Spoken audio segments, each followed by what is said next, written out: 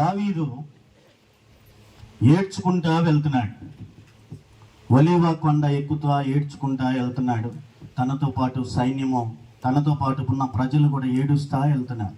కాళ్ళకు చెప్పులు కూడా లేకుండా కొండ ఎక్కుతా ఏడుస్తా వెళ్తున్నాడు. ఎందుకు తెలుసా? తన కుమారుడు అబ్షాలోము తను చంపాలని చూస్తున్నప్పుడు, తన రాజ్యమును మరి ఇబ్బంది పెట్టాలని చూస్తున్నప్పుడు, ఆ ఇంట్లో వచ్చిన సమస్యను బట్టి ఏం చేయలేక పారిపోవాల్సి వచ్చింది. పారిపోతున్న వాడు ఏం చేస్తూ ఉన్నాడు? ఒలీవ చెట్ల కొండ, ఆ కొండకు వెళ్తా ఏడుస్తా. తనతో ఉన్నవారు బలాఢ్యులు, తన పక్కన ఉన్నవారు ఎంతో బలవంతులు అయినప్పటికీ బలవంతులైనా ఏం చేయలేని నిస్సహాయ స్థితిలో ఆ ఒలీవ కొండకు ఎక్కుతూ ఉన్నారు. ఎందుకు అక్కడికి ఎక్కుతున్నాడంటే అక్కడ రాయబడి ఉంది 32వ వచనం, దేవుని ఆరాధించు స్థలం ఒకటి ఆ కొండ మీద ఉన్నది. దేవుని ఆరాధించే స్థలం ఒకటి అక్కడ ఉంది. ఏడ్చుకుంటూ తల కప్పుకొని చేతగాని వాడి వలె నిస్సహాయ స్థితిలో పక్కన బలవంతులు ఉన్నప్పటికీ ఏమీ చేయలేనిక దేవుని సన్నిధికి ఏడ్చుకుంటా వెళ్తున్నాడు. ఈరోజు ప్రియులారా, మన జీవితాల్లో కూడా కొన్ని సమస్యలు, బలం ఉన్నా, శక్తి ఉన్నా, అండబలం ఉన్నా, అందరూ ఉన్నా కొన్ని తీర్చుకోలేని సమస్యలు వస్తూ ఉంటాయి. ఆ సమస్యల్లో ఎక్కడికి పోవాలో తెలియదు, ఏం చేయాలో తెలియదు. చిన్న సమస్య వచ్చినా, ఇబ్బంది వచ్చినా, మనకు శక్తికి మించిన పోరాటం వచ్చినా వెంటనే సాతానుగాడు ఏమంటాడో తెలుసా? పక్కకు వచ్చి ఆలోచన, ఇంకెందుకు నువ్వు బ్రతకటం, చూడు ఎవరు నిన్ను అర్థం చేసుకుంటున్నారు, చూడు ఏ పరిస్థితిలో ఉన్నామో, నీకు ఎటు దారి లేదు, ఇప్పుడు ఇంట్లో సమస్య వల్ల ఎటు పోతావు, చచ్చిపో అని ఎన్నో రకాల ప్రేరేపణలు కలిగిస్తూ సమాజంలో ఈరోజు వస్తున్న సమస్యల్లో ఎంతో మంది ఇబ్బంది పడుతూ ఉన్నారు. కొంతమంది అయితే ఆత్మహత్యలు చేసుకుంటా ఉన్నారు. ఎందుకని? నా వల్ల కాదు, ఇప్పుడు ఎటు పోవాలో నాకు అర్థం కావట్లేదు, ఏం చేయాలో నిర్ణయం తీసుకోలేకపోతున్నాను, నా ఇంట్లో నా వారే నాకు శత్రువులు అయిపోయా, నన్ను చంపాలని నా చావు కోరుతున్నారు, కానీ నా దేవుడు ఏదైనా చేయగలవాడని ఏడుస్తూ దేవుని సన్నిధిలోనికి ఎక్కుతా వెళ్తున్నాడు. ఆయనే నా పరిస్థితిని చూస్తాడు. ఆయన తప్ప నాకు ఆశ్రయం లేదు, ఆయన తప్ప నాకు ఆధారం లేదు అనుకుంటా వెళ్తున్నాడు. ఈరోజు ప్రియులారా, దావీదుకున్న సమస్య ఇంట్లో సమస్య, బిడ్డతో సమస్య. ఈరోజు కుటుంబాల్లో సమస్యలు ఉన్నాయి, బిడ్డలతో సమస్యలు ఉన్నాయి. ఈరోజు చూడండి, కనని గర్భము ధన్యమవును అనే రోజులు వస్తాయి అని బైబిల్ చెప్తుంది. ఈరోజు బిడ్డలను కన్న తల్లిదండ్రులు ఎంతో వేదన భరిస్తూ ఉన్నారు. ఈరోజు ఎన్నో రకాల సమస్యల్లో తల్లిదండ్రులు వేదన పడుతున్నారు. ఎవరిని బట్టి అంటే బిడ్డలను బట్టి, బిడ్డలు వెళ్తున్న మార్గాన్ని బట్టి. దావీదు కూడా అదే సమస్య. బిడ్డే కుటుంబంలో శోధనై చంపాలని చూసినప్పుడు తండ్రి ఏం చేయాలో అర్థం కాక ముందుకు వెళ్తూ ఉన్నాడు. ఈరోజు దేవుని బిడ్డలు, మందిరానికి వస్తున్న వారు, మీరు దేవుని బిడ్డలు, తల్లిదండ్రులు మిమ్మల్ని బట్టి తలంచుకుంటానికి వీళ్ళే. ఒకసారి ఒక రాజుగారు వెళ్తూ ఉన్నాడంట. రాజుగారు మంచి నమ్మకమైన వాడు, మంచి పరిపాలన చేస్తున్నవాడు. ఆయనకు ఒక కుమారుడు ఉన్నాడు. ఆయన ఒక కుమారుడు ఉంటే ఆ కుమారుని పట్టుకుని రాజు వెళ్తా ఉన్నప్పుడు దారిలో వెళ్తా ఉండగా ఒక తాగుబోతాడు రాజుగారిని పిలిచి, రాజా మీ వాడు జాగ్రత్త. ఏమన్నాడండి? రాజా మీ వాడు జాగ్రత్త, ఎందుకంటే మీ వాడు మా వాడితో తిరుగుతున్నాడు అన్నాడంట. ఏమన్నాడు? మీ వాడు మా వాడితో తిరుగుతున్నాడు అన్నాడంట. కారణం, ఈ తండ్రి గందరగోళమైన మనిషి, తన బిడ్డ గందరగోళమైన మనిషి. రాజు గౌరవం గలవాడు, రాజు తర్వాత యువరాజుగా రాజ్యం ఏలాల్సిన వాడు పనికిమాలినోళ్ళతో తిరిగితే ఎలా తయారవుతాడు? పనికిమాలినోళ్ళ తయారవుతాడు. ఎప్పుడైతే నీ బిడ్డ జాగ్రత్త మావాడితో తిరుగుతున్నాడు అన్నాడో వెంటనే ఆ రాజుగారు తలంచుకున్నాడంట. తండ్రి తలంచుకోవడం బిడ్డ చూశాడు. చిన్నవాడే తల ఉంచుకున్నాడు. ఎందుకు ఉంచుకున్నాడు నా తండ్రి తల అంటే, నన్ను బట్టి, నా స్నేహాన్ని బట్టి నా తండ్రి తల ఉంచుకున్నాడు కాబట్టి నేను ఇక పనికిమాలినోళ్ళతో సావాసం చేసి నా తండ్రి తలదించుకునే పని నేను చెయ్యను అనుకొని చిన్నవాడే తీర్మానం చేసుకున్నాడంట. హల్లెలూయా. తర్వాత ఏమయ్యాడు తెలుసా? గొప్ప రాజు అయ్యాడు. ఆయనే అలెగ్జాండర్ చక్రవర్తి. చెప్పబడి దేవునికి స్తోత్రం. హల్లెలూయా. నీ గొప్ప భవిష్యత్తు ఉంది. ఒక అన్యుడు, దేవుణ్ణి ఎరగని వాడు, కానీ తన తండ్రి ఎక్కడ తల ఉంచుకుంటాడో, ఎక్కడ నన్ను బట్టి నా తల్లిదండ్రులు తల ఉంచుకోవాల్సి వస్తుందో అలాంటి వాటిని నేను పక్కన పెడతా, నన్ను బట్టి నా తల్లిదండ్రులు తలెత్తుకునేటట్టు బ్రతుకుతారు. నా తల్లిదండ్రులు అవమానకరంగా ఉండే విధంగా ఆ సహవాసం కానీ, ఆ పరిస్థితులు కానీ, ఆ పరిస్థితుల్లో నేను వెళ్ళనని ఎవరైతే తీర్మానం చేసుకుని ఉంటారో వారిని దేవుడు ఆశీర్వాదకరంగా చేస్తాడు. స్తోత్రం చెప్పండి. ఈరోజు దేవుని బిడ్డలో లోకంలో ఎన్నో రకాల సహవాసాలు ఉన్నాయి, లోకంలో ఎన్నో రకాల ఆకర్షణలు ఉన్నాయి. ఎలాగ లోకస్తుల్లాగా మనం వెళ్ళగలం? నువ్వు దేవుని బిడ్డవి, క్రైస్తవుడివి, క్రైస్తవ కుటుంబంలో పుట్టిన వ్యక్తివి, అలాగని దేవుని కొరకు పిలువబడిన వ్యక్తివి. దేవుడు నీ కొరకు బంగారు భవిష్యత్తు సిద్ధపరిచి ఉంచాడు. నీవు గాని దేవుని మార్గంలో దేవుని కొరకు బ్రతకగలిగితే తప్పక శ్రేష్టమైన జీవితాన్ని దేవుడు సిద్ధపరిచి ఉంచాడు.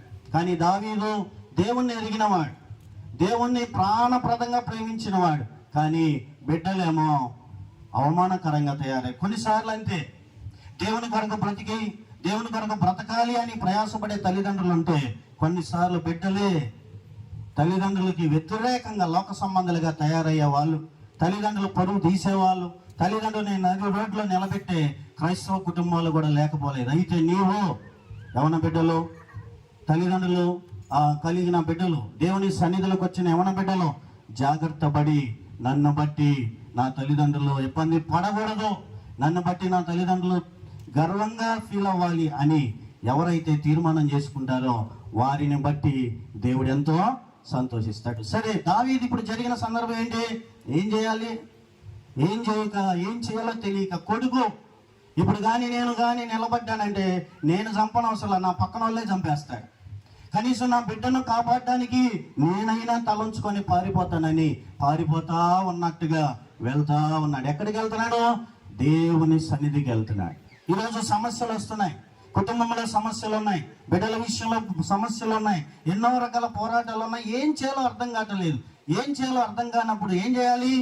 దేవుని సన్నిధికి వెళ్ళాలి, దేవుని దగ్గరికి వెళ్ళి మొరపెట్టాలి. ఈరోజు ఎవరైతే దేవుని దగ్గరికి వెళ్ళి మొరపెడతారో ఖచ్చితంగా దేవుడు ఆశీర్వాదకరంగా చేస్తాడు. మనం చేయలేని పరిస్థితులు దేవుడు ప్రార్థన ద్వారా సహాయం చేసి విడుదల ఇస్తాడు. అయితే ఈ సమస్యలో వెళ్తున్నప్పుడు ఒక వార్త తెలిసింది. అదేంటో తెలుసా?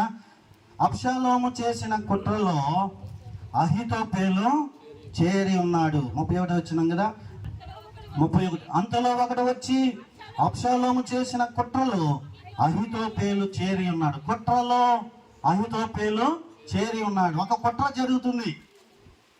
ఆ కుట్రలో అహీతోపెలు అంటే వాడు ఒక కుయుక్తిపరుడు, రాజుకు మంత్రిగా ఉన్నవాడు. కానీ తన ఆలోచన ఏది చేసినా పక్కాగా ఏదైనా చేయగలవాడు. అలాంటి కుయుక్తిపరుడు ఇప్పుడు తన బిడ్డ విషయమై బిడ్డతో కలిసి కుట్ర జరుగుతుంది అని తెలిసింది. కుట్ర జరుగుతుంది అని తెలిసినప్పుడు ఏం చేయాలో అర్థం కాక, అసలే నేను శ్రమపడి వెళ్తా ఉంటే వాడికి తోడు ఇంకో కుట్ర జరుగుతుంది. వాడి పక్షంగా ఇదిగో కుయుక్తిపరుడు చేరాడు, ఏంటో నాకు సమస్యలు వస్తున్నాయి, ఏంటో నా జీవితం ఇలాగ అయిపోతుంది అని కుంగిపోకుండా కుంగిన స్థితిలోనే ఏం చేశాడు తెలుసా? చిన్న ప్రార్థన చేశాడు. ఏం ప్రార్థన చేశాడు? ప్రభువా, యెహోవా అహీతోపెలు యొక్క ఆలోచన చెడగొట్టమని ప్రార్థన చేశాడు. స్తోత్రం చెప్పండి ఒకసారి. ఈరోజు కుటుంబానికి వ్యతిరేకంగా కుట్ర జరుగుతుందా? శత్రువులందరూ ఏకమై ఏదో రకంగా కుటుంబాన్ని నాశనం చేయాలి, బిడ్డలని నాశనం చేయాలి, మన జీవితాన్ని ఎదగకుండా నాశనంలోకి నడిపించాలి అని ఎవరైనా కుట్ర చేస్తున్నారా? కుట్ర చేసిందని తెలుస్తుందా? తెలిసినప్పుడు ఏం చేయాలో అర్థం కావట్లా, ఎటు పోవాలో అర్థం కావట్లా. ఇప్పుడు అందరూ ఏకమై నాకు వ్యతిరేకంగా కుట్ర జరుగుతుంది, ఇప్పుడు ఏం చేయాలి అని నలిగిపోలేదు. కానీ ఏం చేశాడు? ప్రార్థన చేశాడు. అయ్యా, అహీతోపెలు యొక్క ఆలోచన చెడగొట్టు అని ప్రార్థన చేసి ఇక ఏం చేయలేక వెళ్తున్నాడు. ప్రార్థన చేస్తే ఏం జరిగిందో తెలుసా? ఆ పేజీ తిప్పితే ఒక అధ్యాయం జరిగిన తర్వాత ఏమైందంటే 17వ అధ్యాయం 23వ వచనం. అహీతోపెలు తాను చెప్పిన ఆలోచన జరగకపోవట చూచి గాడిదకు గంట కట్టి ఎక్కి తన ఊరినున్న తన ఇంటికి పోయి తన ఇల్లు చక్కబెట్టుకొని ఉరి పోసుకొని చనిపోయాను. అసలే కుమారుడు బాధతో కొండెక్కుతా వెళ్తా ఉంటే షిమి అనేవాడు ఒకడు వచ్చి అయ్యిందా అని కొంతమంది కాసుకొని ఉంటారనమాట. ఎప్పుడు శ్రమ వచ్చిద్దా, ఎప్పుడు బాధలు పడతారా? ఏందిరా ఈ కుటుంబంలో ఏ సమస్య లేదే, ఏంది బిడ్డలు ఏ సమస్య లేదే, ఏదన్నా ఒకటి కనబడితే బాగుండరా, ప్రశాంతంగా నవ్వుకుందాం, ఒక రాయి వేద్దాం. ఏ రాయి? మాటలు. ఏదో రకంగా నొచ్చుకోవాలి, ఏడ్చేవాడిని ఏడిపియాలి, ఇంకా కుంగిపోయిన వాడిని కొంగదీయాలి, ఎప్పుడు సమయం దొరికిద్దా అని షిమి అనేవాడు వచ్చి దావీదు అసలే బాధలో వెళ్తున్నవాడిని అయ్యింది, నీ మోసంలో నువ్వు చిక్కుపట్టావు, ఇదిగో నీవు పాపం చేసావు కాబట్టి ఈ శిక్ష వచ్చింది, బాగుంది అని దావీదు మీద, దావీదు పక్కన ఉన్న వాళ్ళ మీద రాళ్ళు వేస్తున్నారంట. దావీదు పక్కన ఎవరున్నారు? బలాఢ్యులు ఉన్నారు, బలవంతులు ఉన్నారు. ఈ షిమి మాటలకు ఒక్క దెబ్బతో సమాధానం చెప్పగలవారు. అయితే దావీదు ఏం చేశాడో తెలుసా? బాధ మీద బాధ వచ్చి అతడు శపిస్తా ఉండి రాళ్ళేస్తా హేళన చేస్తా ఉండి దావీదు ఏం చేశాడో తెలుసా? యెహోవా నా శ్రమను లక్ష్య పెట్టునేమో, వాడు పలికిన శాపమునకు బదులుగా యెహోవా నాకు మేలు చేయనేమో. అంతటా దావీదు అతని వారును మార్గమున వెళ్ళిపోయిరి. జాగ్రత్తగానండి, అసలు బాధతో వెళ్తున్న వాడిని షిమి అనేవాడు వచ్చి హేళన చేస్తూ రాళ్ళు విసురుతూ దుర్మార్గుడా నీచుడా అని అవమానపరుస్తూ ఉంటే పక్కనున్న బలాఢ్యులు, అయ్యా ఈ చచ్చిన కుక్క లాంటి వాడు, అక్కడ చదివితే ఆ మాట ఉండదు, వాడు అంత లేచి మాటలు అంటా ఉన్నాడు, నువ్వు కామ్గా ఉండే వాటి సంగతి మేము చూస్తామంటే, వద్దులేయ్యా పోనే, నా కొడుకే నా మీదకి వస్తున్నాడు, నా వారే నన్ను చంపాలని చూశాడు, పోనే, వాడి శాపాన్ని ఈ శ్రమ చూసైనా నా దేవుడు నన్ను లక్ష్య పెడతాడేమో, ఈ బాధలు చూసైనా నా దేవుడు నాకు మరలా ఏదో ఒక మార్గం తీస్తాడేమో, పోనీ పోనీ అని చెప్పి తన మార్గమున తాను వెళ్ళిపోతా ఉన్నాడు. ఈరోజు పిల్లలు మన జీవితంలో కూడా నీతిగా వెళ్తున్నప్పుడు మాట అంటే ఎంతో బాధ ఉంటుంది, కష్టంలో వెళ్తున్నప్పుడు మరింత కష్టం వచ్చి అవమానపరిచి హేళన చేస్తూ ఉంటే, నిష్కారణంగా దూషిస్తూ అవమానపరుస్తూ ఉంటే ఎంతో కోపం వస్తూ ఉంటుంది, ఆవేదన కలుగుతుంది. అదిగాక బలహీనుడు, బలవంతుడైతే తలంచుకొని వెళ్తాం. స్తోత్రం చెప్పండి ఒకసారి. బలహీనుడు పక్కన బలవంతులు ఉన్నారు, బలం కలిగిన వాడు దావీదు ఒక్క దెబ్బతో వాడిని చంపగలడు. కానీ ఏం చేశాడు తెలుసా? బలవంతుడైనా అన్నీ చేయగలవాడైనా శాపనార్థాలు పెడుతూ అవమానపరుస్తూ ఉంటే ఏం చేశాడు తెలుసా? పోనీలే పోనీలే, ఈ శ్రమ చూసైనా నా దేవుడు నా మీద లక్ష్యం ఉంచుతాడు. ఈరోజు పిల్లలు దేవుని నమ్ముకొని వెళ్తున్నప్పుడు అవమానపరిచేవారు, రాళ్ళు రువేవాళ్ళు, రాళ్ళు అంటే మామూలు రాళ్ళు వేరు, రాళ్ళు అంటే ఇప్పుడు మనకు తగిలే మాటలు, అవమానపరిచేవాళ్ళు, అటు వెళ్తా ఉంటే కావాలని ఏదో రకంగా రెచ్చగొట్టేవాళ్ళు, అవమానపరిచి హేళన చేసేవాళ్ళు, ఏదో రకంగా ఇబ్బంది పెట్టేవాళ్ళు చుట్టూ ఉంటారు. దావీదు నుండి మనమే నేర్చుకోవాలండి, పోనీ దేవుడే చూసుకుంటాడు, శపించేవాడిని శపించని నా దేవుడు చూస్తున్నాడు, నేను పగ తీర్చుకోను, నా దేవుడే పగ తీర్చుకుంటాడు. హల్లెలూయా. ఏమైంది తెలుసా? 2 అధ్యాయాలు దాటినాక, స్తోత్రం చెప్పండి ఒకసారి. ఈరోజు అవమానపరుస్తున్నారా? ఈరోజు ఆటంకపరుస్తున్నారా? ఏదో రకంగా దేవుని నమ్ముకొని దేవుని మార్గంలో వెళ్తుంటే తగ్గించుకుంటున్నామని తలంచుకున్నామని వెళ్తా ఉంటే అన్ని రకాలుగా బలహీనలు కూడా దూషించి కుట్ర చేసి అవమానపరిచి ఏదో రకంగా గాయపరచాలని చూస్తున్నారా? మౌనంగా వెళ్ళిపో, దేవునికి అప్పచెప్పి వెళ్ళిపో. కొద్ది రోజుల్లోనే సమయంలో రాబోతుంది. ఏం రాబోతుంది? జవాబు రాబోతుంది.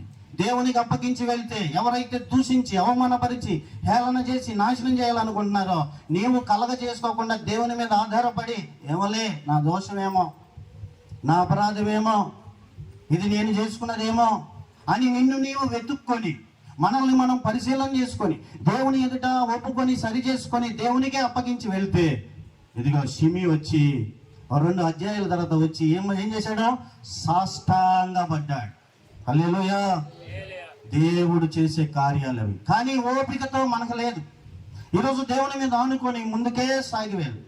ప్రార్థన దేవుని మీద ఆనుకొని కనిపెట్టుకొని వెళ్తా ఉండటం వల్ల ఎన్నో జవాబులు తీసుకొస్తా ఉన్నారు. ఈరోజు అర్థం కాకపోవచ్చు, ఎందుకు నా పరిస్థితులు ఎలాగైపోతున్నాయి, ఎందుకు నా పరిస్థితులు ఎలాగ అవమానకరంగా అయిపోతున్నాయి, ఏంటి పరిస్థితులు ఎలా వెళ్తున్నానని కుంగిపోకుండా నిన్ను నీవు స్టడీ చేసుకొని ఏ విషయాలు దిద్దుకోవాలో దిద్దుకొని దేవుని మార్గంలో వెళ్తే తప్పగా ఎవరు అవమానపరిచారో, ఎవరు హేళన చేశారో, ఎవరు తృణీకరించి మాట్లాడారో వారి తప్పులు వాళ్ళు తెలుసుకొని నీ దగ్గరకు వచ్చి సమాధాన పడేటట్టు దేవుడు చేస్తాడు.